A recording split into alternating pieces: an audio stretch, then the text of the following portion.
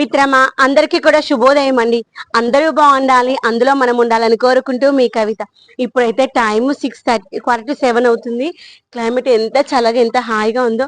6:15 వరకు రావాలనుకున్నాను, కానీ ఇంట్లో పనంతా చేసుకునేసరికి ఇంత టైం అయింది. ఈ రోజు నేను డ్రాగన్ మొక్కకి ఎలాంటి ఫర్టిలైజర్ ఇస్తున్నా అనేటువంటి చెప్తూ, ఈ యొక్క ఏప్రిల్ నెలలో మనము ఈ యొక్క డ్రాగన్ మొక్కకు ఎలాంటి కేర్ తీసుకోవాలి, ఎలాంటి కేర్ తీసుకుంటే ఇప్పుడు ఈ మంత్ లో మనకి పూత కాత అయితే స్టార్ట్ అవుతుంది అనేటువంటి ఈ రోజు వీడియోలో చెప్దాం అనుకుంటున్నాను. ఐ హోప్ నచ్చుతుంది అనుకుంటున్నాను, హెల్ప్ అవుతుంది అనుకుంటున్నా. నచ్చినట్లయితే లైక్ చేయండి, షేర్ చేయండి, సబ్స్క్రైబ్ చేయకపోతే ప్లీజ్ సబ్స్క్రైబ్ చేయండి. అయితే ఇప్పుడు డ్రాగన్ మొక్కకి ఏప్రిల్ నెలలో నేను ఏం చేస్తాను అనేటువంటి చెప్తాను. ముందుగా ఏంటంటే మనకి ఈ యొక్క ఎడ్జెస్ ఉంటాయి కదా, ఈ యొక్క ఎడ్జెస్ మాత్రం ఒక 1 ఇంచ్ వరకు అయితే కట్ చేసుకోవాలి. నేనైతే అన్ని మొక్కలకి 1 ఇంచ్ వరకు ఆల్రెడీ కట్ చేసేసుకున్నాను. తర్వాత దీనికి నెక్స్ట్ కటింగ్ అయిపోయాక మళ్ళీ ఇంత చిన్న చిన్న చిగుళ్ళు అయితే స్టార్ట్ అయిపోతాయి. తర్వాత ఈ యొక్క ఎడ్జెస్ లో మన టిప్స్ దగ్గర మనకి ముళ్ళులు ఉంటాయి కదా, ఆ యొక్క ముళ్ళులను అయితే మనము క్లియర్ చేసుకోవాలి. ప్రతి ఎడ్జ్ లో మనము ఒక 3 టిప్స్ అయితే ముళ్ళులు అయితే తీసేసుకోవాలి. అలా ముళ్ళులు తీసేసుకుంటేనే మనకి ఆ యొక్క ముళ్ళులు తీసేసుకున్న ప్లేస్ లో మనకి ఫ్లవరింగ్ అయితే స్టార్ట్ అవుతుంది అనమాట. గుర్తుపెట్టుకొని ఈ యొక్క ముళ్ళులు తీసేస్తే ఈజీగా వస్తుంది. కొన్నిసార్లు తీసేయకపోయినా వస్తుంది, కానీ ఇవి తీసేసామంటే క్లియర్ అయిపోతుంది అనమాట మనకి ఈ యొక్క పూత రావడానికి. ప్రతి కొమ్మకు ఉన్నటువంటి ఈ యొక్క ముళ్ళులు అయితే క్లియర్ చేసేసేయాలి. క్లియర్ చేసిన తర్వాత మనము మిగిలిన పని చేసుకుందాము. అయితే వీటికి ఇంకా మట్టిని అయితే మొన్ననే క్లియర్ చేశాను. ఇంకొకటి చేయాల్సింది ఏంటంటే వాటికి పోషకాలు ఈ టైంలో మనం ఎక్కువగా ఇస్తూ ఉండాలి. పోషకాలు ఎంత ఎక్కువగా పోషకాలు ఇస్తా ఉంటే మొక్క అంత మంచిగా ఎదుగుతూ దానికి కావాల్సినటువంటి పూత కాతలు అయితే మంచిగా వస్తాయి. గుర్తుపెట్టుకోండి, మనం ఎంత మంచిగా కేర్ తీసుకుంటే మొక్కలు అంత హెల్దీగా ఉంటాయి. చిన్న కుండీలలో అయినా కానీ భూమిలో పెరిగితే ఎంత మంచి ఏపుగా వస్తాయి మొక్కలు, అంత మంచిగా వస్తాయి. నేనైతే ఇప్పుడు కొన్ని అయితే తీసేసాను. దాన్ని తీస్తూ కూర్చుంటే చాలా పెద్దగా లెంతీగా అయిపోతుంది వీడియో, అందుకని కొంతవరకు అయితే తీసేసాను. తర్వాత ఇంకొకటి చేయాల్సింది ఏంటంటే మొక్కకి ఏమైనా పెస్ట్ వచ్చిందా లేదా, దీనికి వచ్చేటువంటి ఓన్లీ ఫంగస్ మాత్రమే వస్తుంది. మీకు తర్వాత దగ్గర నుండి చూపిస్తాను. ఆ యొక్క స్టెమ్స్ ఉంటాయి కదా, ఈ యొక్క స్టెమ్స్ వీటిపైన ఫంగస్ లాంటివి వచ్చింది అనమాట. ఇది కూడా ఈ ప్లేస్ లో ఉంది. దానికైతే నేను ఈవినింగ్ టైంలో, ఇప్పుడైతే వద్దు, ఈవినింగ్ టైంలో నీమ్ ఆయిల్ అండ్ పసుపు అయితే పెట్టేసాం అనుకుంటున్నాను. అది కూడా మరొక వీడియోలో చూపిస్తాను ఎలా పెడతాను అనేటువంటి. తర్వాత మట్టిని అయితే లూజ్ చేసుకుందాము. మట్టి లూజ్ చేసుకుని ఎరువు వేద్దాము. నేను ఆల్రెడీ మట్టి లూజ్ చేసుకున్నాను, ఎరువు వేసాను కాబట్టి ఇప్పుడు ఇంకేం వేయట్లేదు.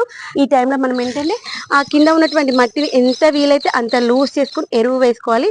అప్పుడే మంచిగా ఉంటే గుర్తుపెట్టుకోండి.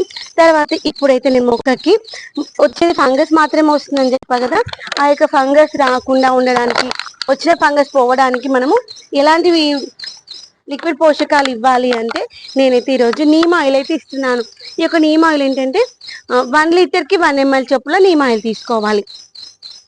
ఫస్ట్ ఏంటి, నీమ్ ఆయిల్ డైరెక్ట్ వాటర్లో వేసి మిక్స్ అవ్వదు. నీమ్ ఆయిల్కి కొంచెం లిక్విడ్ హ్యాండ్ వాష్ వేసి కొంచెం వాటర్ వేసి షేక్ చేయాలి. షేక్ చేసేది ఎమల్షన్ లాగా ఫామ్ అవుతుంది. థిక్ సిరప్ అయితే కనిపించదు. చూపిస్తాం అనుకున్నాను, ఇంకా అదంతా చేయడానికి చాలా టైం పడుతుందని సూరుకున్నా. మరొక వీడియోలో చూపిస్తాను లేదు నీమ్ ఆయిల్ ఎలా తయారు చేసుకోవాలి అనేటువంటిది. అలా షేక్ చేసేసి మనము 1 లీటర్కి మేకప్ చేయాలి. నేను ఇప్పుడు ఈ మొక్కతో పాటు మిగిలిన మొక్కలు అన్నింటికి ఇస్తాను కాబట్టి ఒక 10 ml తీసుకొని 10 లీటర్ బకెట్లో అయితే మిక్స్ చేసేసాను. దాన్ని ఈ మొక్కకైతే ఇస్తున్నాను. అయితే ఈరోజు ఓన్లీ నీమ్ ఆయిల్ ఒకటే కాకుండా దీనికి ఇంకొకటి ఏమి ఇస్తున్నాను అంటే రైస్ వైన్ కూడా ఇస్తున్నాను.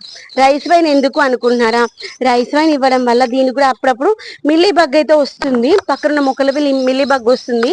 ఆ యొక్క మిల్లీ బగ్ రాకుండా ఉండడానికి అయితే రైస్ వైన్ ఇస్తున్నాను. ఇది కొన్ని మనకి ఇక్కడ కొన్ని మొక్కలకి ఫంగస్ వచ్చిందని చెప్పా కదా, ఆ ఫంగస్ వచ్చిన మొక్కలకి ఈ యొక్క లిక్విడ్ ఫర్టిలైజర్ ఇచ్చామనుకోండి, మొక్కలు అయితే మంచి సర్వైవ్ అవుతాయి.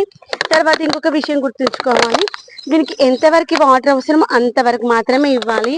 ఎక్స్ట్రా వాటర్ ఇచ్చామనుకోండి మొక్క అయితే మొత్తం ఎల్లోయిష్ ఫామ్ లోకి వస్తే గుర్తుపెట్టుకోండి. ఎందుకంటే ఈ స్టేజ్ లోనే మనకి పూత కాపు అనేటువంటి స్టార్ట్ అవుతుంది. పూత కాపు స్టార్ట్ అయినప్పుడు ఎక్కువగా నీళ్ళు ఇచ్చామనుకుని మొక్క మొత్తం ఎల్లోయిష్ ఫామ్ లోకి వచ్చేసి వచ్చిన పువ్వు అయితే మొత్తం రాలిపోతే గుర్తుపెట్టుకున్నా. లాస్ట్ టైం అదే అయింది నాకు. లాస్ట్ టైం కాకుండా అంతకుముందు ఫస్ట్ టైం కదా కాపు రావడము, ఆ యొక్క ఎగ్జైట్మెంట్ లో నేను ఏం చేశానంటే ఎక్కువగా వేసాను అనమాట వాటర్. అబ్బాయి ఎక్కువ వాటర్ ఇస్తే మంచిగా తీసుకుంటుంది అనేసి ఎక్కువ వాటర్ ఇచ్చేసరికి ఆ వచ్చిన పువ్వులు ఉంటాయి కదా, ఆ పువ్వులు అన్ని రాలిపోయినాయి. తర్వాత ఒకసారి ఎప్పుడో యూట్యూబ్ లో ఎందుకు నా పువ్వులు రాలిపోతున్నాయి అనేసి కొడితే అప్పుడు చెప్పారనమాట, ఏంటంటే మనం ఒకసారి ఎక్స్పీరియన్స్ వస్తేనే కదా ఇంకొకసారి మిస్టేక్ చేయకుండా ఉంటాము. ఎక్కువ వాటర్ అవ్వడం వల్ల ఆ యొక్క పిందెలన్నీ రాలిపోతాయి. ఇంకా అప్పటి నుండి వాటర్ కంట్రోల్ చేశాను. అప్పుడైతే మొక్కలైతే ఆ పూత ఏంటంటే రాలిపోకుండా ఉందనమాట. మనం పూత వచ్చినప్పుడు దానికి ఎంత కావాలో అంతనే వేయాలి. ఎరువులు ఏంటని చూసుకొని వేస్తా ఉండాలి. అప్పుడు మొక్కలైతే మంచి సర్వైవ్ అయితే గుర్తుపెట్టుకోండి. తర్వాత ఇంకొకటి ఏంటంటే ఈ యొక్క మనకి కాపు స్టార్ట్ అయింది, పూత స్టార్ట్ అయినప్పుడు ఇంకొక పని ఏం చేయాలి అంటే మనకి దానికి కావాల్సిన ఫర్టిలైజర్స్ ఇస్తూ రెగ్యులర్గా ఇచ్చేటువంటి వాటర్ నార్మల్ ప్లెయిన్ వాటర్ కాకుండా కాస్త హెల్దీగా ఉండేటువంటి వాటర్ అంటే ఇప్పుడు మనకు ఉల్లిపాయ తొక్కలు ఉంటాయి కదా అవి వాటర్ లో నానబెట్టేసి ఆ వాటర్ ఇవ్వడం కానీ, లేకపోతే పువ్వులు ఉంటాయి కదా దేవుడికి పెట్టిన పువ్వులు ఆ వాటర్ని నానబెట్టేసి ఇవ్వడం కానీ, లేదు అంటే మన కిచెన్ వేస్ట్ లో వచ్చిన వేస్టేజ్ వాటర్ లో మిక్స్ చేసి ఇవ్వడం కానీ, లేదు అంటే మన దగ్గర మాగిన పశువుల ఎరువు ఉందనుకోండి దాన్ని వాటర్ లో నానబెట్టేసి ఒక రోజు నానాలి. ఇప్పుడు ఏదైనా ఉల్లిగడ్డ పొట్టైనా ఎల్లిగడ్డ పొట్టైనా కూరగాయలైనా తర్వాత ఆకుకూరలు ఏవైనా ఒక రోజు వాటర్లో నానబెట్టేసి నెక్స్ట్ డేకి ఇవ్వాలన్నమాట.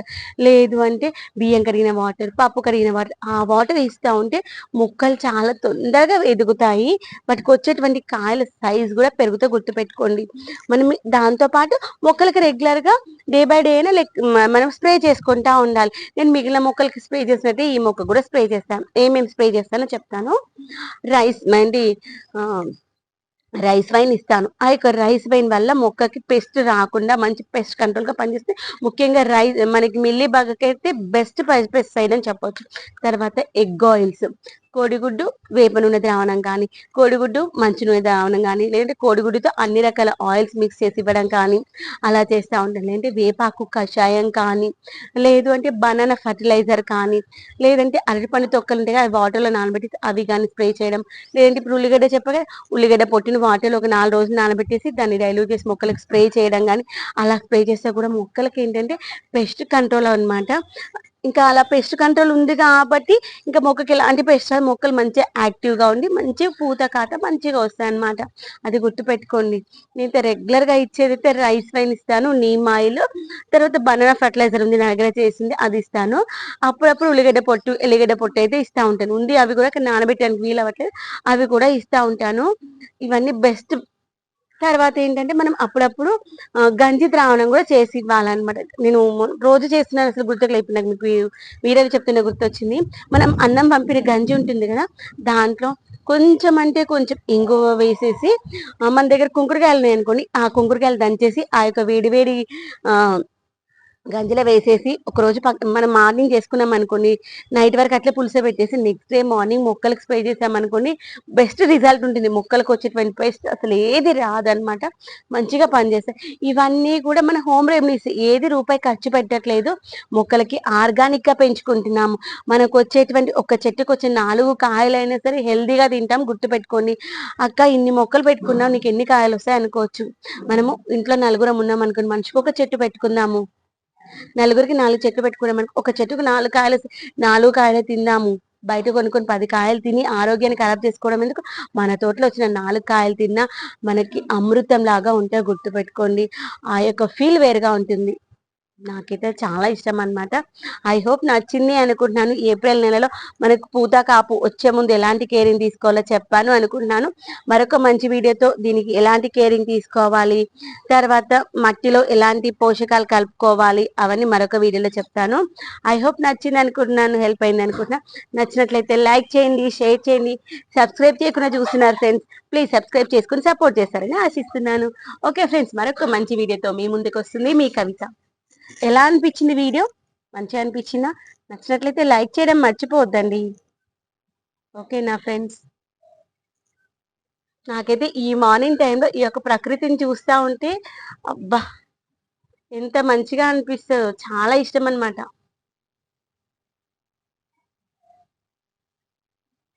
మార్నింగ్ టైంలో ఆ యొక్క పక్షుల కిలకిలలు, ఆ యొక్క పీస్ఫుల్నెస్ వేరుగా ఉంటుంది.